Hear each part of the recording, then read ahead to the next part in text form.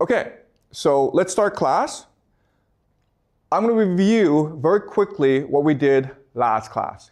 So last class, we learned about monotheism, which is the idea of one true God.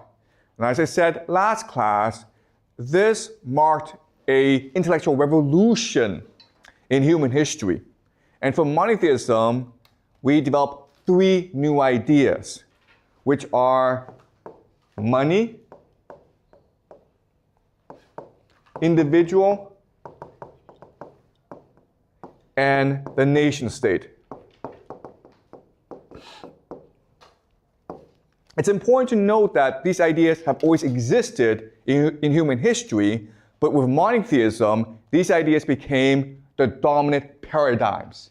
And together, they will give us modernity and create the world that we live in today. Okay, so that's what we discussed last class.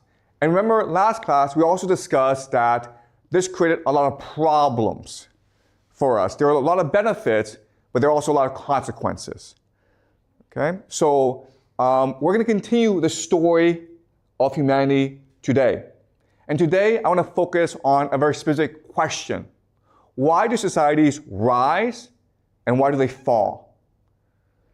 Okay, and I know that these first few classes may seem abstract and theoretical, but that's because we're developing the analytical models in order to better understand our world. So as we move on, we will start looking at very concrete examples. But for the first few classes, please be patient. We are going to develop the theory to understand the world. All right? So let's discuss societies, why they rise, and why they decline. Now, unfortunately, we live in a world in decline. So there are lots of signs that the world is in decline. What are these signs? Shout out some signs. Wars. Yeah, very good, okay? So you have conflict and wars. You look at the situation in Ukraine, look at the situation in the Middle East. But also, you may have seen the news and you have seen conflicts arising in Southeast Asia, Thailand, Myanmar. Also, Trump is about to send US troops to Mexico and Venezuela. Okay, so we live in a world of conflict. And that tells us that the world is in decline. What are some other signs? Environmental issues. Good, yes. So you have climate change. Okay, we are putting too much pressure on the environment, so the air, the water, the land is becoming much more toxic. Okay, good. What else? Good, yes. Unemployment is going up. But not only that, but people's attitude towards work is declining. We live in an age when people don't take work that seriously. People are not as enthusiastic. They're not as motivated to work hard as before. And we call this in China the Bailan age, right? The age of Bailan, meaning let it rot. Like, who cares? Don't take things too seriously. In America, the term is called quiet quitting. Okay, you pretend to work, but you're not really working. What are some other signs?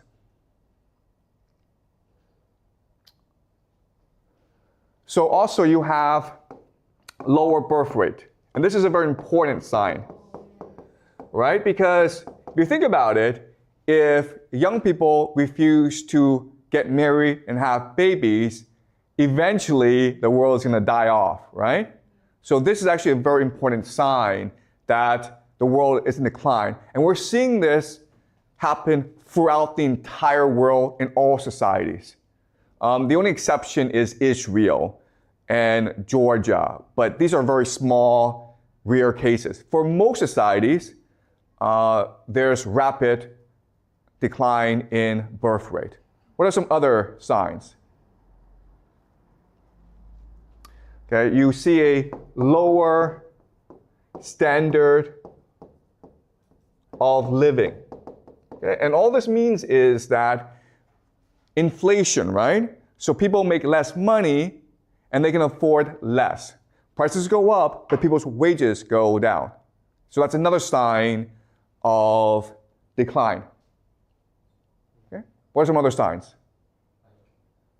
Health issues like diabetes or high blood pressure. Okay, you also see higher stress, right? Higher stress, people feel more anxious, people feel more depressed, people feel more stressed. Emotionally, they feel drained. Okay, what else? Okay, people are less optimistic, right? Okay, greater pessimism.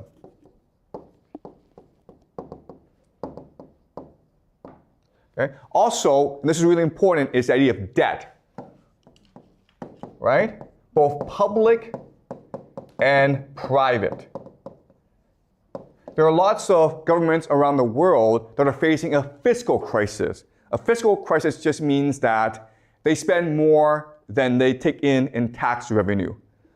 There are many families in China, in the United States, throughout the world that are heavily in debt. Okay, so debt is a huge issue for the world today. Also, lower cohesion and trust. And what this means is that people no longer trust each other as they did before. Society is less cohesive. If you walk on the street and you see a man on the street bleeding or hurt, you're less likely to help him. Okay, and this is very true not only in China, but also elsewhere as well. So lower trust issues. What are some other signs? Disease.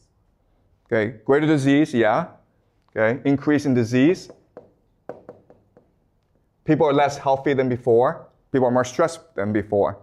People are less optimistic. So we can go on and on and on because the signs of rapid social decline are too many. Now, these are signs of decline. Well, if we look at rise, then obviously it's the opposite, right? Yeah. People are much more willing to trust each other. Rather than going into debt, people will save money. People are healthier. People are much more optimistic. People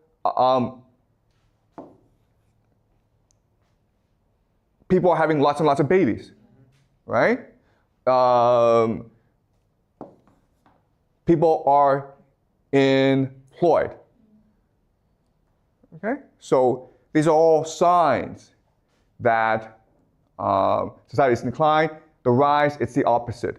Also, another sign of decline that's very important that doesn't really happen in China, but happens in the Western world is immigration. Okay? Immigration. Immigration is a huge issue in the Western world, and we will discuss immigration in future classes. But immigration is a sign of decline because it reduces cohesion. Okay? And it also reduces the standard of living. Okay? Another sign of decline is also housing prices go up. So people can no longer afford to buy a house. This is true in China. Young people can no longer afford to buy a house, but it's also true throughout the world. Okay? It's really hard for young people to get by. Okay? All right. Also, fiscal crisis, right? We talked about this, but the idea of fiscal crisis is the government cannot afford a lot of public expenditures. In the future, maybe 5-10 years from now, pension will be a huge problem for governments. Okay? So these are all signs of rapid decline. All right, now having done this, what I'm going to do now is go over some theories as to why this is happening. Why is the world in decline? Okay? And there are lots and lots of theories, but I will present 3 theories to you that I think are interesting. Okay? The first is the idea of financialization. And this theory is proposed by an economist, a French economist named Thomas Piketty. Piketty, okay? And he wrote a book called Capital in the 21st century. It is a fantastic book. You don't have to read the book, but if you have a chance, you should definitely pick it up because it is a very easy but very illuminating read. And what he argues is that what happens in society is that capitalism transitions from phase to phase to phase. In the beginning, you have consumer capitalism, meaning that what the society is trying to do is create goods that consumers want to buy. This is an era of rapid wealth generation. Then you move into financial capitalism, which is a period of investment. Rather than build factories, you put the money into the stock market. Okay? So you're trying to generate as much money as possible. But what we discussed last class that's very important is wealth and money are not the same thing. So in the first phase, consumer capitalism, you focus on the generation of wealth. In financial capitalism, you focus on the generation of money. And then you move on to monopoly capitalism, which is where just a few companies control everything. And we live in an era of monopoly capitalism. And this happens because it is much more profitable for companies to be monopolies than to be in competition with each other. Financial capitalism is looking to create as much money as possible, not as much wealth. And so a few companies come to dominate, become monopolies. And that's the age we live in today. Okay? Now, why is this important? It's important because when we make this transition, people are no longer focused on working hard. They're only focused on speculating. All right? So let me give you an example. Let's just say I'm an entrepreneur and I want to make as much money as possible. Well, what I do is I build a factory. When I build a factory, I'm creating real wealth because a factory requires you to hire workers. It requires you to build technology. It requires you to build goods that people want to buy. But after I build a factory and I make a lot of money, I want to take this money and let it grow as fast as possible, so I put it in a stock market. Okay? And that's just how people behave. The problem is that if too many people do that, then no one's really working. No one's creating real wealth in the economy.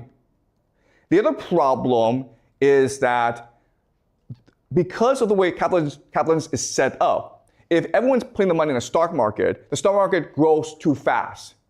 And the real economy does not grow that fast, okay? And the difference is stark. Thomas Piketty spent a lot of time going over income tax, just looking at how much tax people paid. He did a lot of statistical analysis. And what he discovered is the real economy in late-stage capitalism will grow about 2%. The financial economy will grow at 5%. Okay? And this is really key.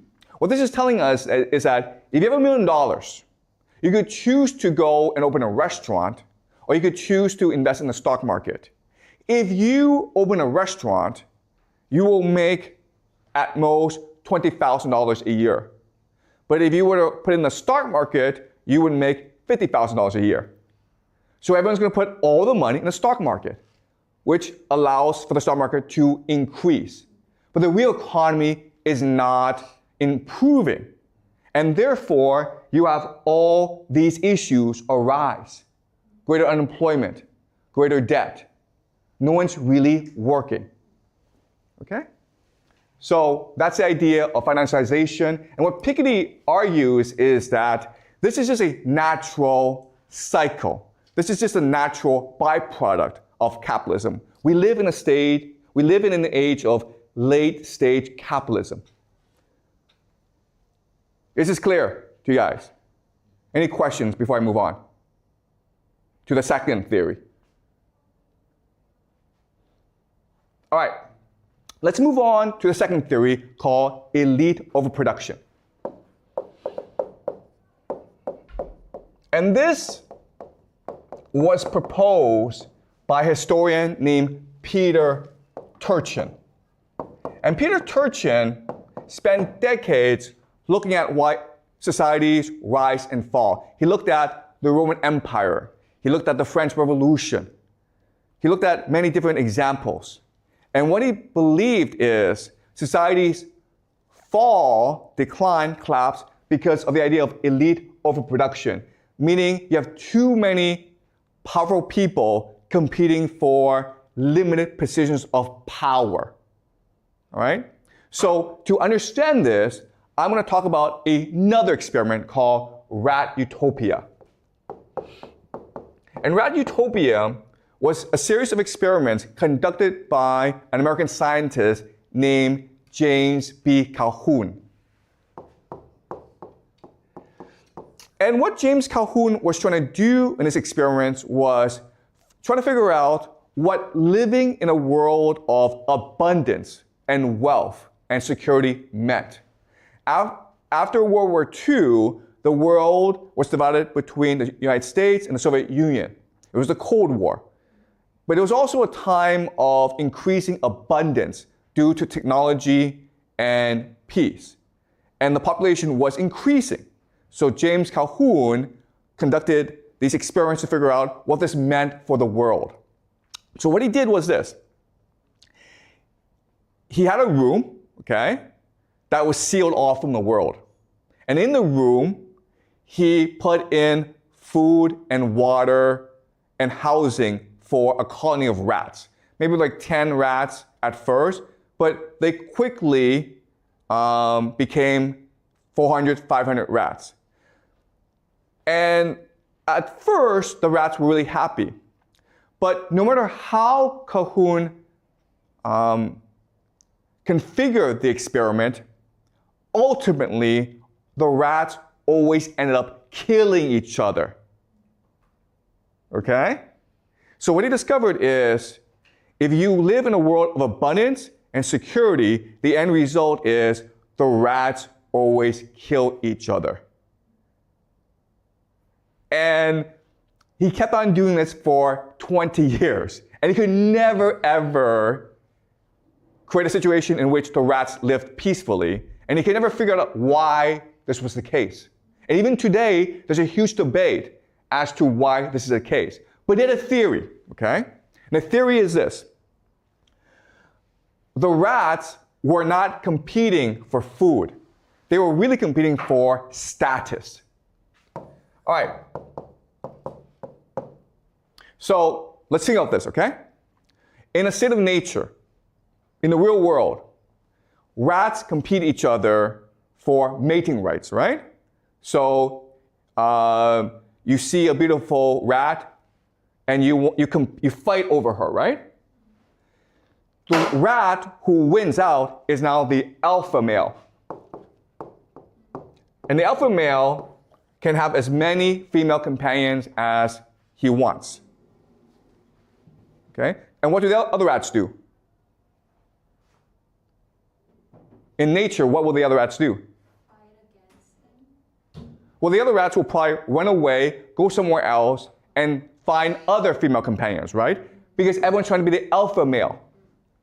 But what's the problem with James Calhoun's experiment? Why do they fight each other? there's no place for them to go. They're stuck where they are. You understand? So status is what we call a zero-sum game. I win, you lose. Okay? There can only be one winner. But in nature, if I win, then the other rats run away and try to build their own colony. But in James Calhoun's experiment, there's no place for them to go. And so all that happens is they keep on fighting each other until they die. Okay? And that's the idea of elite overproduction. And that's what Peter Turchin says. The elite, the children of the elite, are always fighting for positions of power. Not normal people, it's the children of the elite. But eventually, the elite have too many children, and there are not enough positions of power. Okay? Another way of saying this is that in China today, there are too many graduates of Peking University, Beida, and Tsinghua University, Tsinghua, right? They want to be the big boss. They want to have the power, but there's too many of them. Okay? There's no place for them to go. And that leads to conflict in society. And ultimately, what Peter Turchin has discovered is, if that's the case, then elite overproduction will ultimately lead to either war or revolution. It will lead to the collapse of society. And there's no way around this. Okay? That's Peter Turchin. Now I want to go to the third theory. And the third theory is the idea of a civilizational life cycle. And this is proposed by a German philosopher, scholar named Oswald Spengler. And what he argues is that society, culture, civilization, it's no different from a person. As a person, as a human being, we go through a life cycle. We are born, we grow up, we mature, then we die. Right? And there's no way around this. We all have limited life cycles. You can live to 100, you can live to 150, but eventually you'll die. And what also Spengler says is that happens in society as well. And there's nothing anyone can do about this. So let's go over the life cycle for civilization, okay? In the beginning, you are in the village. Then you move to the town. Then you move to the city. Then you develop the megacity. Okay? Not all civilizations will go through the cycle, but the successful ones will go through the cycle. Okay? You start off, so the Romans, right? The Qing dynasty. You start off in a village, then if you're successful in the village, you build a town, then when you're in a town and you're successful, you defeat other towns and you build a city, and you become a megacity. Okay? And what Oswald Spengler says is, at the height of the civilization must now die. Okay? So let's go over the theory. Well, in the village, life is pretty simple. People work hard. Okay? They are united. They have a collective mentality. Everyone's helping each other. And also, what's really important is lots of babies, right? It's very common for mothers to give birth to 10, 11 kids in a village, right? And the reason why is kids are free labor. So you're incentivized to have as many children as possible. Okay, so this is the framework of a village. But as you go up the civilization ladder, as you mature as a civilization, what happens is you have increased abstraction. Abstraction is just a fancy word for you're removed from reality. Okay? So when you're in a village, You understand everything, right? You understand, oh, the food that I eat comes from the seeds I implant, right? But when you're in a city, guess what? Those drinks you're drinking, you have no idea where it comes from, right? The food you're eating, you have no idea where it comes from. It's all abstract to you. It's all removed from reality, okay? So in the village, people are engaged in working hard and in helping each other. But as you move up, people become much more individualistic. Right? You're concerned about your own personal pleasure. You're concerned about how do I derive benefit from this? Okay? So another way of saying this is, in a village, what keeps people together are emotions and tradition and relationships. But when you move to a megacity, what is it that holds people together? It's money, right? Money is the greatest abstraction. The problem with money is that it means we don't have to ever trust each other. In a village, if you get sick, everyone comes and helps you, right? But in the city, if you get sick, you go to the hospital and pay the doctor. Your neighbors don't have to care. Your family doesn't have to help you. Okay? So you become individualized. You become atomized. Okay? And in this megacity, what happens is, because you are concerned only about your own individual pleasure, you don't work hard anymore. In fact, what you want to do is you want immigrants to work for you. Right? You no longer care about other people. All you care about is yourself. And guess what, guys? You don't want to have any children. Okay?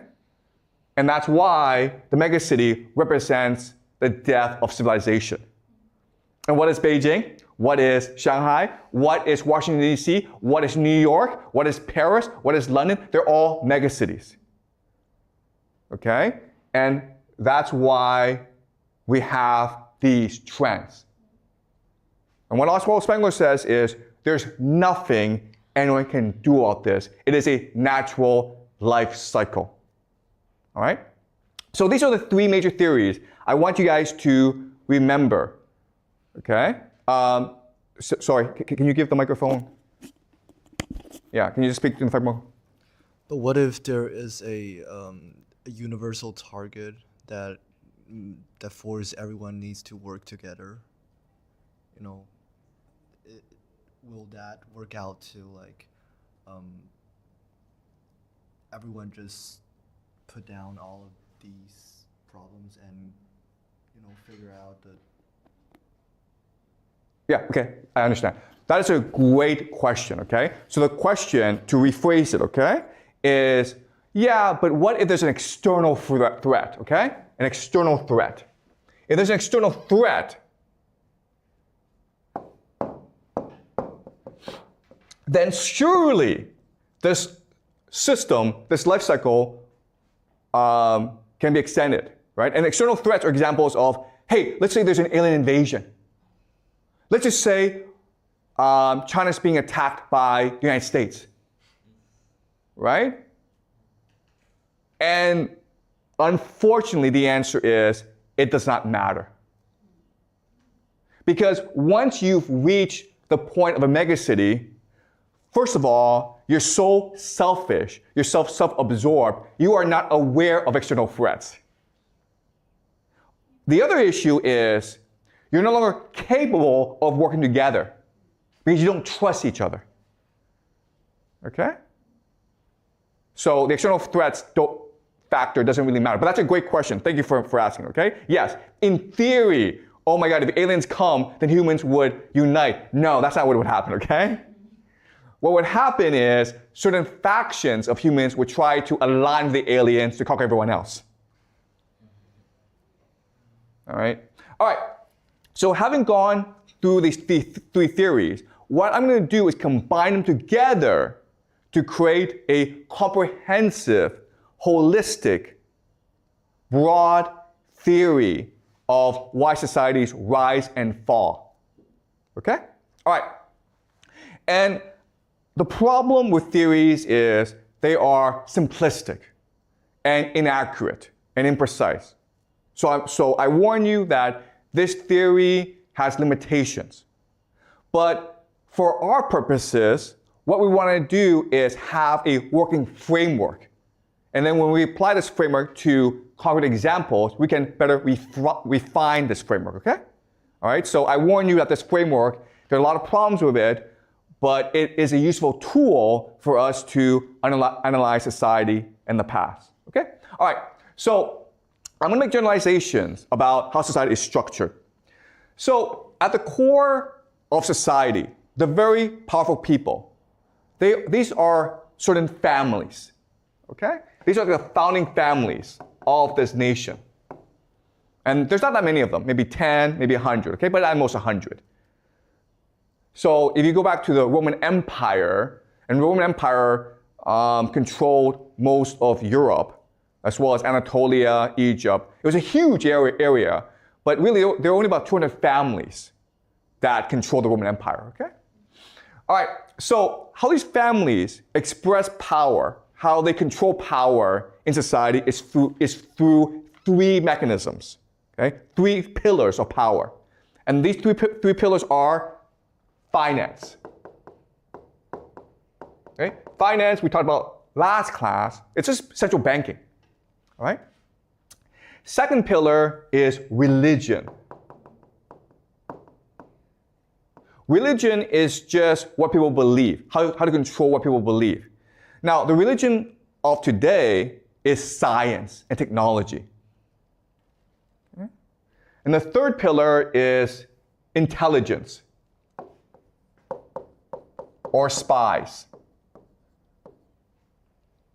All right? Now, for the purpose to save time, I'm not going to go too deeply into intelligence and religion, but I will in future classes, okay? I just need you to remember that there are three pillars of power at the core of society: finance, intelligence, and religion. And it's their nexus, their combination that allows the elite to control everyone else, okay?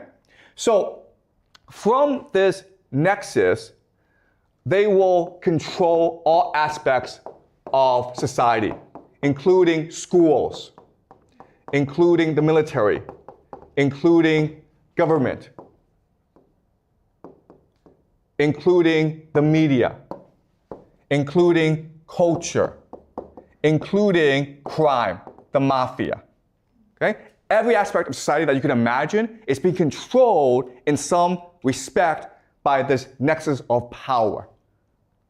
Okay? Also, you have like corporations, right? And then at the outer edge are the people. Okay? The people, because they're so massive, the massive people, they're the ones who generate wealth for society.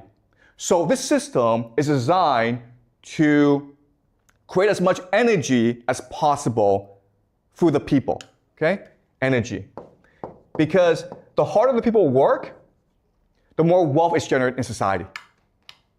All right? So a metaphor that we can use is this. Think of society as a corporation. The people are the workers, right? They're the ones who do the real work. The elite, these families, are the owners. And these people in between, the middle class, are the managers.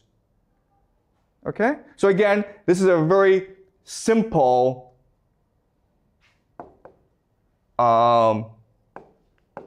metaphor, and it's not accurate, but it's useful for analysis.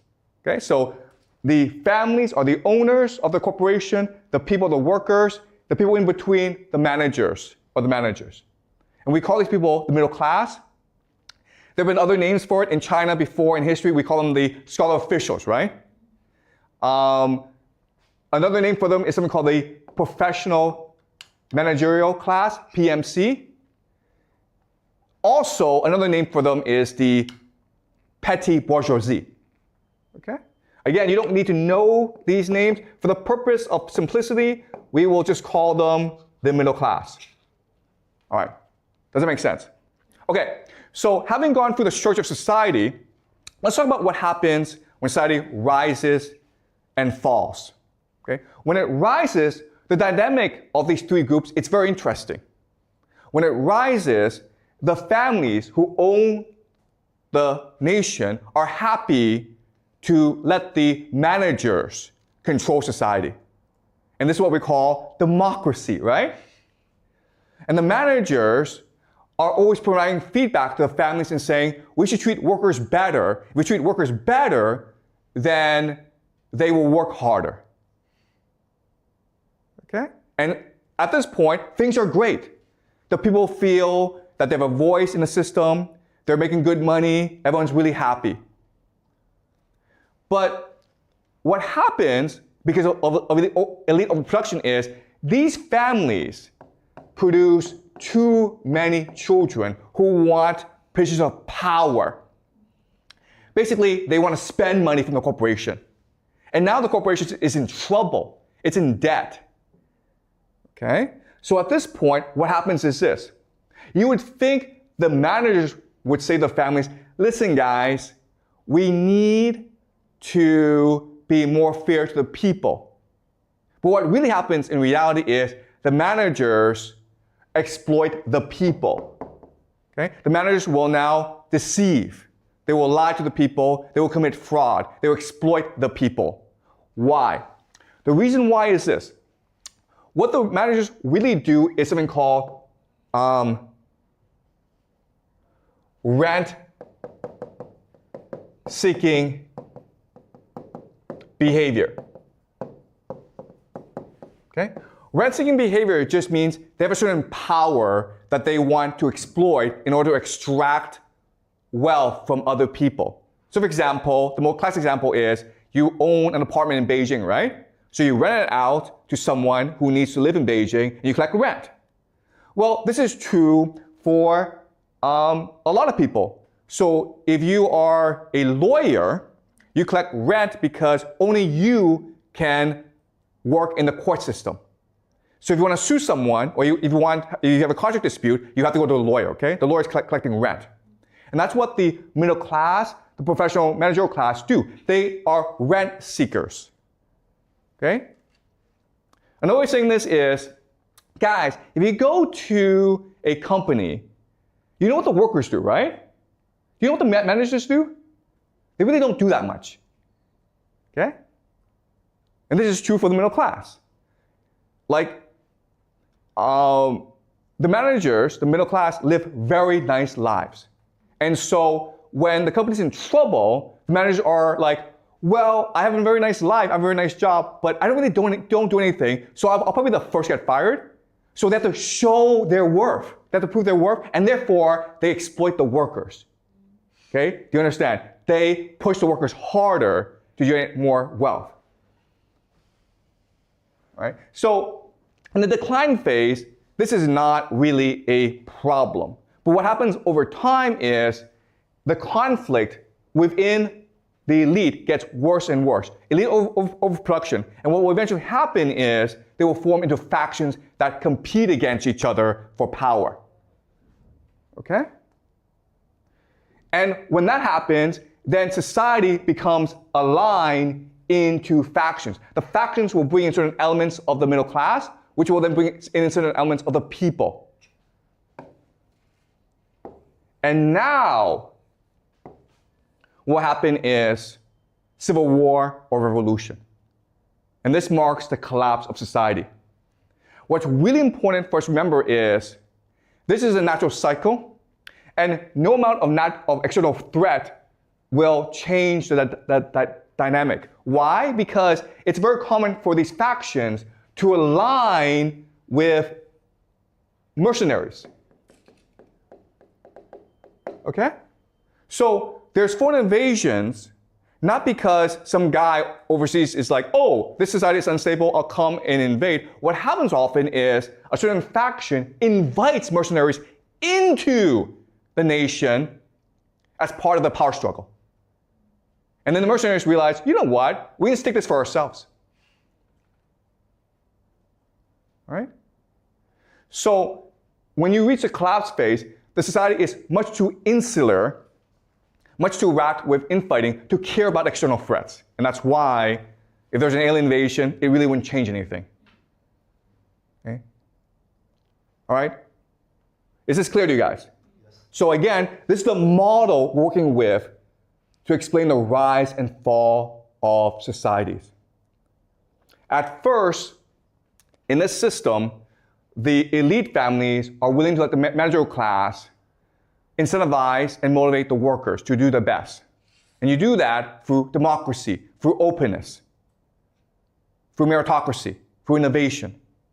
But over time, as these elite families have more and more children, and these children are engaged in rent-seeking behavior, they basically want to steal profits from the corporation runs into trouble, and the managers are forced to coerce the people, which leads to greater conflict.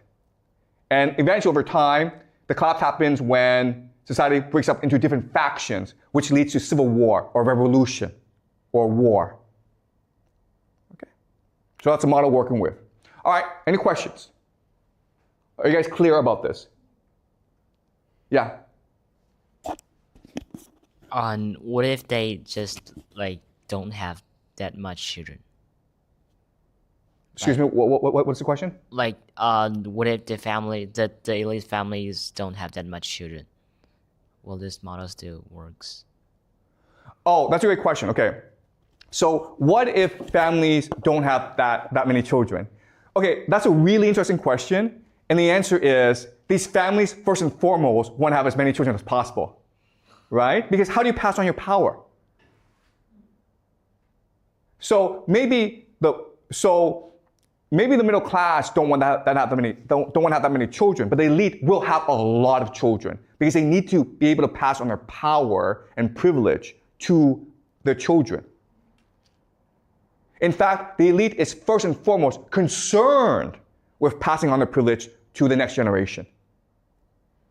Okay? And that's why these elite families expand so fast. And also, who wants to marry into elite families? Who wants to marry into them? Everyone. All right? And they have to marry into other families in order to maintain their power. Okay?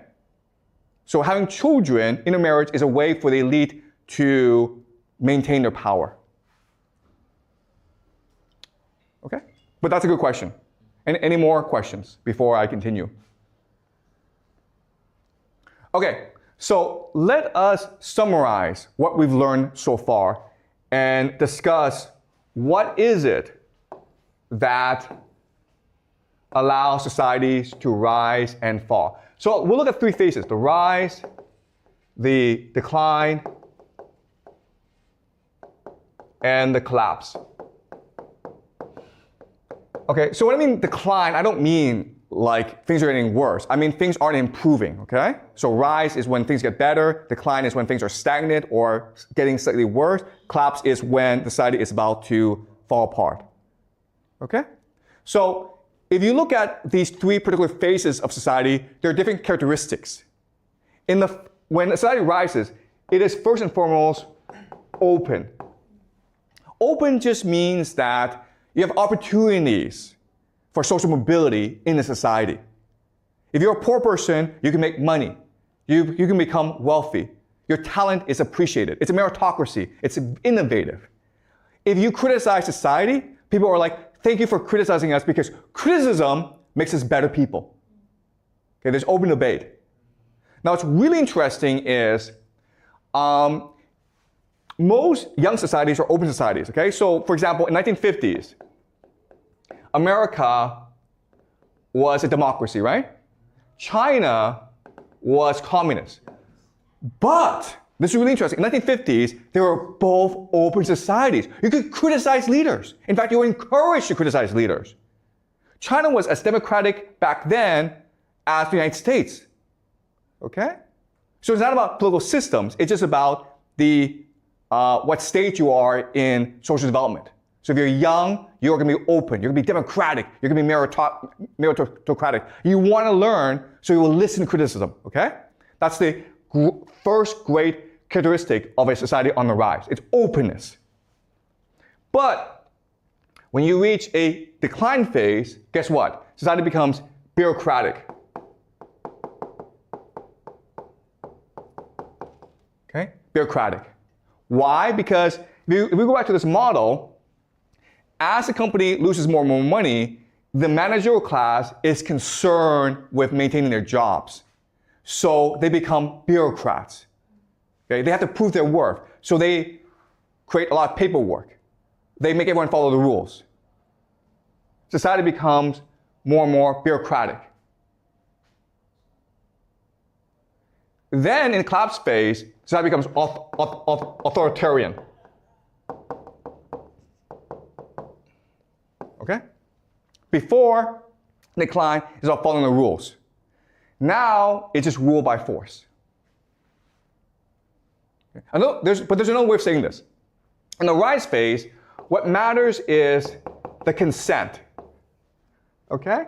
So these three groups, the elite, the middle class, and the people, they're all working together to improve society.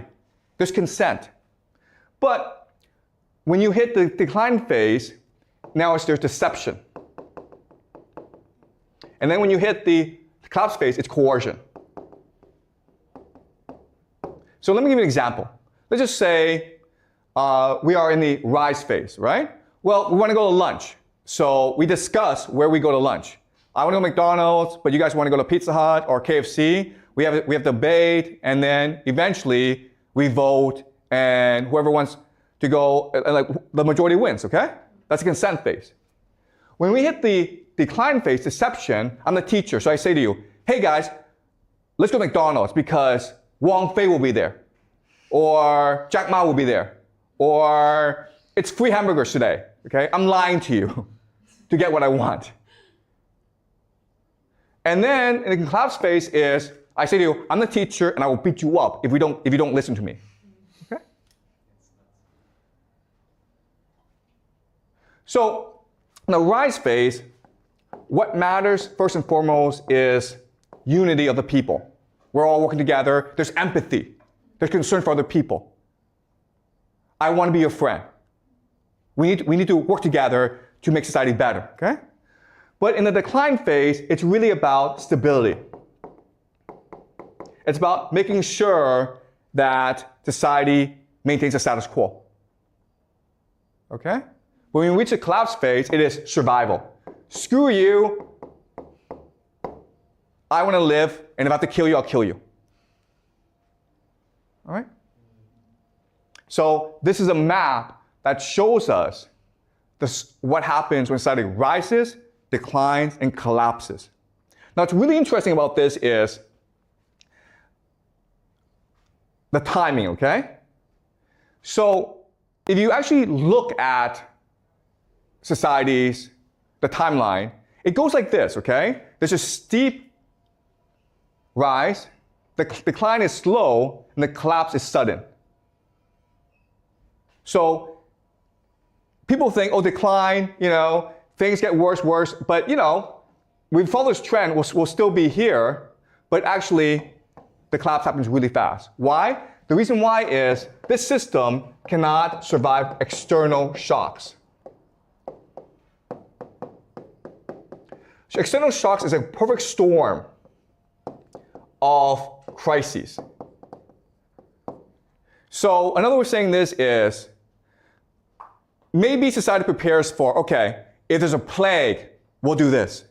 If there's a climate crisis, we'll do this. If there's a drought, we'll do this. If there's a war, we'll do this, okay? But what society is not prepared for is these things happening all at once.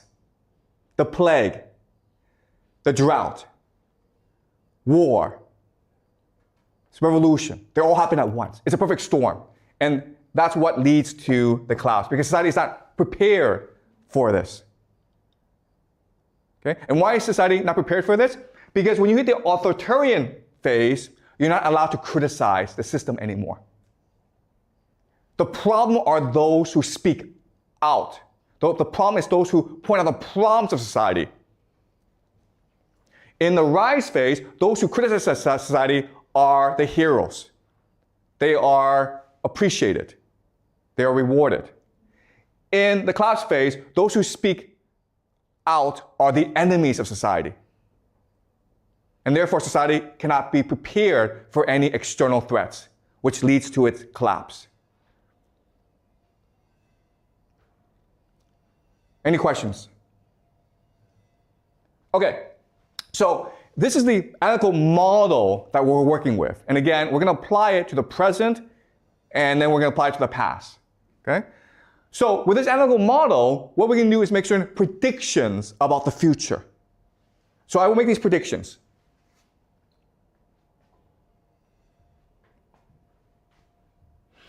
And I expect these things to happen in the next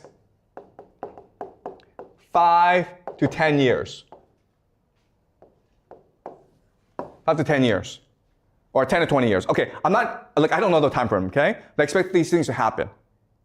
Okay, the first thing that's going to happen in the Western world is decline of democracy and freedom. So remember, in the rise phase, society is democratic and open and meritocratic. But as you move on, it becomes more bureaucratic and ultimately authoritarian, okay? So we will see the United States, Europe become much more authoritarian. You will see a collapse of democracy and freedom in these nations. And already we're seeing this happen in the United States, where Trump is using more and more military to resolve issues. Right? So that's the first prediction. And this is going to happen throughout the Western world. Second thing is economic collapse. So as people have less and less right to speak up, they feel less invested in the system, they're less willing to work. Therefore, you have economic collapse. People don't believe in the system anymore. Okay, the system is in crisis. This will lead to immigration. The government is like, you know what, if the people don't want to work, screw them, let's bring in immigrants to do the work. Okay, let's replace our population. But the people are not going to sit back and take it, right? This leads to civil war.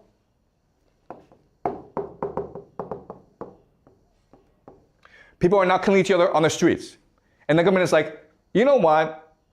If we continue to let them fight, eventually they're going to come after us. So what we'll do is send them off to like these stupid, pointless wars overseas. Okay? So now you have stupid wars. Stupid foreign wars. And these are my 5 predictions for the world for the next 5, 10, 20 years. Okay? Europe and America will see less freedom and democracy. There'll be economic collapse, increased immigration, civil conflict, and then ultimately stupid foreign wars. And I'm not saying this happens in a sequence. I'm saying you'll see all 5 things. Okay? But they may happen in different order. Any questions? Was this clear to you guys? Yeah, thank you. Is there any chance that the government tries to use a war to distract the people? Like they're trying to hide all of the collapse of the society and their country?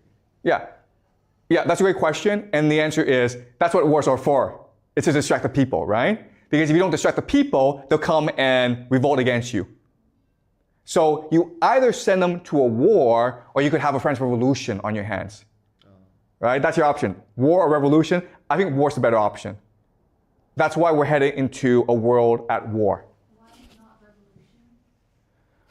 revolution? Okay, no, I'm saying like, if you don't send the people to war, they will revolt against you.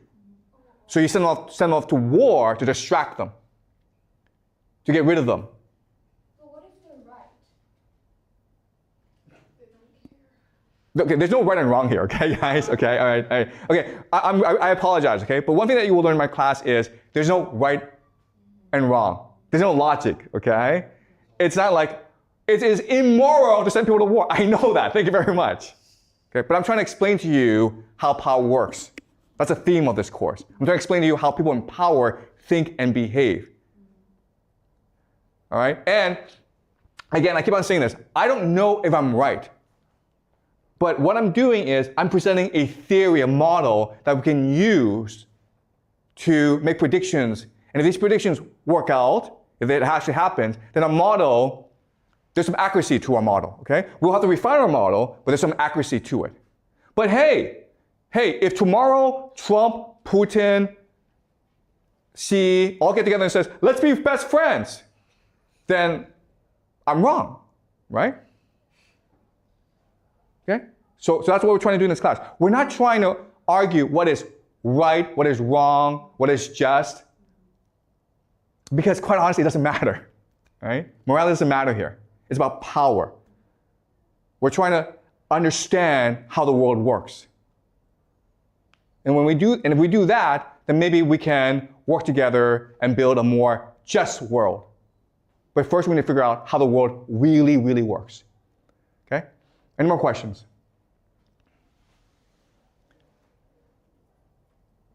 Okay, great guys. So we'll continue this story next class. I'll see you guys next class.